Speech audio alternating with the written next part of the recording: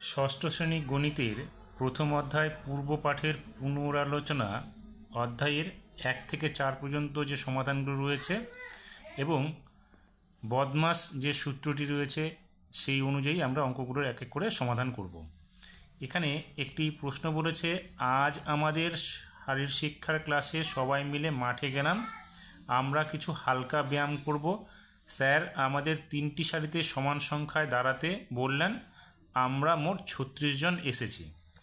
তাহলে 3টি সারিতে দাঁড়াতে বলেছে 36 জনকে। তাহলে প্রত্যেক সারিতে কতজন করে দাঁড়াতে হবে সেটা আমরা কি করব, এই 36কে 3 দিয়ে ভাগ করব। অতএব আমাদের এখানে কি করতে হবে, 36 সংখ্যাটি লিখতে হবে, এখানে ভাগ দিতে হবে 3। এখানে 3 দিয়ে যখন আমরা 36কে ভাগ করব তার ভাগফল কত হবে 12। তাহলে এখানে আমরা লিখব 12। এবার কি বলেছে, কিছুক্ষণ পরে পঞ্চম শ্রেণীর ছাত্রছাত্রীরাও আমাদের সাথে যোগ দিল। তারাও প্রতি সারিতে একই সংখ্যায় দাঁড়ানোর চেষ্টা করলো। তাহলে এবার যে পঞ্চম শ্রেণীর ছাত্রছাত্রীরা দাঁড়ালো, তারা যদি প্রতি সারিতে 12 জন করে দাঁড়ায়, তাহলে দুটি সারিতে দাঁড়ানোর পরে দেখা যাচ্ছে তাদের আরও 10 জন অবশিষ্ট রইল। অর্থাৎ পঞ্চম শ্রেণীর যে ছাত্রছাত্রীরা সেটা প্রত্যেক দুই সারিতে দাঁড়ালো, প্রত্যেক সারিতে 12 জন করে দাঁড়ানোর পরেও আরও তাদের 10 জন অবশিষ্ট থাকলো। তাহলে এখানে কি বলেছে, হিসাব করে দেখি পঞ্চম শ্রেণীতে মোট কতজন ছাত্রছাত্রী এসেছিলো। তাহলে কি করব, আমরা 12কে 2 দিয়ে গুণ করব। তাহলে এখানে আমরা লিখব 12 1 2 12 গুণ 2 যোগ 10। তাহলে 12-র সঙ্গে প্রথমে গুণ করছি 2কে। তাহলে 12 দুগুণে এখানে হচ্ছে 24 প্লাস 10। তাহলে 24-এর সঙ্গে আমরা যদি 10কে যোগ করি তাহলে হবে কত, 34। এবার এখানে কি বলেছে, পঞ্চম শ্রেণীর 4 জন ছাত্রছাত্রী মাঠে অন্য কাজে চলে গেল। তাহলে 4 জন এখান থেকে আমাদের বিয়োগ হবে। তাহলে গণিতের ভাষার সমস্যাটা হলো কি, প্রথমে আমরা এখানে যে 36 জন ছিল, 36কে আমরা 3 দিয়ে ভাগ করলাম।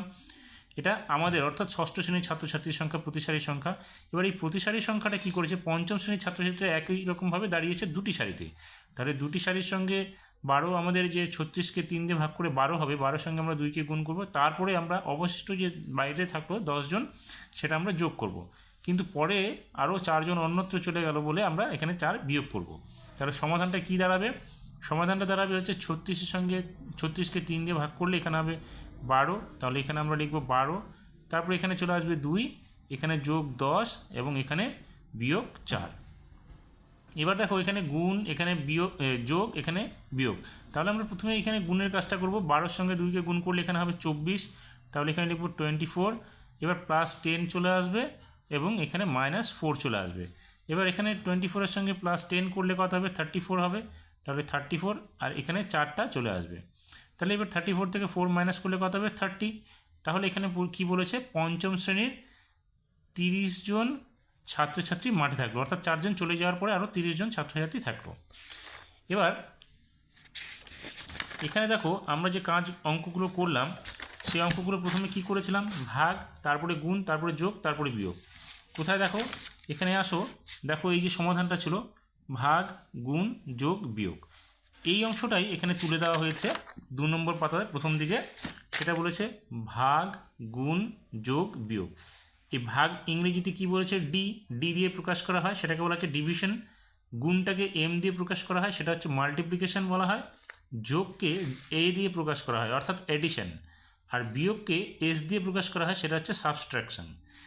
একে এই যে DMAS, একে ছোট করে লেখা হয় ডি মাস, অর্থাৎ DMAS। D for division, M for multiplication, A for addition, আর এস ফর হচ্ছে সাবস্ট্রাকশন, অর্থাৎ ভাগ, গুণ, যোগ, বিয়োগ। এইভাবে আমরা পর্যায়ক্রমে অঙ্কগুলোর সমাধান করব। এগুলো ছাড়াও আমরা যদি দেখি, এই ডি মাসের আগে দুটো শব্দ যোগ করা হয়েছে, সেটা হচ্ছে BO, অর্থাৎ বদমাস। তাহলে বদমাস কথাটার অর্থ আমরা এইভাবে প্রকাশ করতে পারি, এখানে দেখো তার উপরে 3টে ছবি দেওয়া আছে, সেটা এখানে একটা দাগ দেওয়া আছে, এখানে একটা ব্র্যাকেট দেওয়া আছে, প্রথম বন্ধনী, এখানে দ্বিতীয় বন্ধনী এবং তৃতীয় বন্ধনী। এই যে দাগটাকে আমরা বলি রেখা বন্ধনী। অর্থাৎ এই যে ব্র্যাকেটগুলো বা বন্ধনীগুলোর আগে প্রথম কাজ হচ্ছে আমাদের রেখা বন্ধনীর কাজগুলো করতে হবে। তাহলে এখানে এই বদমাস যে নিয়মটা, সেই নিয়মের পুরো মানেটা কি, বি দিয়ে হচ্ছে ব্র্যাকেট, অর্থাৎ এই যে বন্ধনীগুলো আছে, অর্থাৎ প্রথমে হচ্ছে প্রথম বন্ধনীর কাজ, রেখা বন্ধনীর কাজ, তারপরে প্রথম বন্ধনী, তারপরে দ্বিতীয় বন্ধনী, তারপরে তৃতীয় বন্ধনী। এরপর আছে ও, ও হচ্ছে অফ, অর্থাৎ অফের পরিবর্তে আমরা গুণ বা এর কথাটা বলি। এই এর কাজটাই হচ্ছে প্রথম কাজ করতে হবে, অর্থাৎ বন্ধনী না থাকলে এর কাজ আগে করতে হবে। তারপরে যে নিয়ম আছে ডিভিশন বা ভাগ, তারপরে আমাদের করতে হবে হচ্ছে গুণ, তারপরে হচ্ছে যোগ, তারপরে হচ্ছে বিয়োগ। এবার এই যে অনুসারে, এই নিয়ম অনুসারে অর্থাৎ বদমাস নিয়ম অনুসারে যে অঙ্কগুলো আছে সেটা আমরা একটু এক এক করে দেখে নিই। যেমন এখানে দেখো একটা অঙ্ক দেওয়া আছে, প্রথম বন্ধনীর ব্র্যাকেটের প্রথম বন্ধনীর ভিতরে 30 বিয়োগ 24 বিয়োগ 6 এবং বন্ধনীর বাইরে আছে বিয়োগ 8। কিন্তু এই প্রথম বন্ধনীর ভিতরে যে সংখ্যাগুলো দেওয়া আছে তার মধ্যে দেখো 24 বিয়োগ 6-এর উপরে একটা দাগ দেওয়া আছে, অর্থাৎ রেখা বন্ধনী দেওয়া আছে। তাহলে আমাদের এখানে সাধারণ অনুযায়ী প্রথমে কাজ করতে হবে রেখা বন্ধনীর অংশটুকু। তাহলে এখানে আমরা কি করব, রেখা বন্ধনীর অংশটুকু যদি কাজ করি তাহলে এখানে আমরা 30টা রেখে দেব, দিয়ে 24 থেকে 6কে বিয়োগ করব, তাহলে বিয়োগফল হবে 18, এখানে বিয়োগ 8টা রেখে দেবো। এবারে যে প্রথম বন্ধনীর ভিতরে দেখো 30 থেকে 18 বিয়োগ করব, তাহলে কত হবে, এখানে হবে 12 অর্থাৎ 12, এখানে মাইনাস হবে 8, এখানে হবে তখন 12 থেকে 8কে বাদ দিলে এখানে হবে 4। অর্থাৎ আমরা কি পেলাম, এখানে 30 থেকে আমরা এই যে সংখ্যাটা, এই সমাধানটা করলাম, এই সমাধানটা কী হবে, আমাদের উত্তরটা পেলাম আমরা হচ্ছে 4। এবার এখানে দেখো অন্য একটা অঙ্ক আছে, সেখানে 45 ভাগ 5, এটা হচ্ছে আমাদের প্রথম বন্ধনীর ভিতরে, গুণ 4 বিয়োগ 3 গুণ 8 বিয়োগ 3 যোগ 6, এখানে আছে রেখা বন্ধনী। তাহলে আমাদের প্রথমে কী করতে হবে, এই যে রেখা বন্ধনীটা দেওয়া আছে এই রেখা বন্ধনীর অংশটুকুর কাজ আমাদের আগে সেরে নিতে হবে। তাহলে এখানে দেখো 40 ভাগ 5, এটা আমরা রেখে দিচ্ছি, এখানে রেখে দেওয়া হয়েছে 4 গুণ এই যে প্রথম বন্ধনীর ভিতরে রেখা বন্ধনী যেটা আছে সেটার অংশটুকু আগে কাজ করা হচ্ছে, 3টাকে রেখে দিয়ে 8 বিয়োগ 3 অর্থাৎ এখানে হবে 5 যোগ 6। তাহলে এখানে 40কে এবার 5 দিয়ে ভাগ করলে এখানে হবে 8 গুণ 5, এখানে দেখো 3-এর সঙ্গে 5কে গুণ করা হয়েছে 15 আর যোগ 6 রাখা হয়েছে, তাহলে 4, এখানে 8 যে এসছে 8 গুণ 4, এখানে এই যে 4টা চলে এসছে, এখানে 15-র সঙ্গে 6কে যোগ করে হচ্ছে 21। এখানে দেখো কোনো চিহ্ন নেই, এই জন্য এখানে এর কথাটা লেখা হয়েছে। এই এর মানে কি, এর মানে হচ্ছে আমরা কি বলেছিলাম, এর মানে হচ্ছে এর বা গুণ। তাহলে এখানে দেখো কি করেছে, 4-এর সঙ্গে 21কে গুণ করা হয়েছে, করে হচ্ছে 84, 84-র সঙ্গে 8কে গুণ করবে, তাহলে 4 8 32-এর 2, হাতে থাকবে 3, 8 8 64 আর 3 হচ্ছে 67। তাহলে আমরা কত পাচ্ছি এখানে 672, তাহলে উত্তরটা আমাদের এখানে দাঁড়াবে 672। এবার দেখো এখানে উপরের দিকে 3 নম্বর যে অঙ্কটা রয়েছে সেখানে প্রথম বন্ধনীর ভিতরে 40 বিয়োগ 5 ভাগ 4, এখানে এর আছে বিয়োগ 5 বিয়োগ 3 আবার প্রথম বন্ধনীর ভিতরে। তাহলে এখানে আমাদের কোনো চিহ্ন নেই, তথাপি আমাদের কী করতে হবে, আগে প্রথম বন্ধনীর ভিতরে যে অংশটুকু আছে তার কাজটা সমাধান করতে হবে। তাহলে এখানে দেখো অঙ্কটা সমাধান করা আছে, তার উত্তরটা বেরিয়েছে 1। এই অনুযায়ী আমাদের কি করতে হবে, এখন 4 5 6 পর্যায়ক্রমে সমাধান করতে হবে। তাহলে দেখো 4 5 এবং 6 সমাধান করলে আমাদের কি উত্তরটা বেরোচ্ছে আমরা একটু দেখি।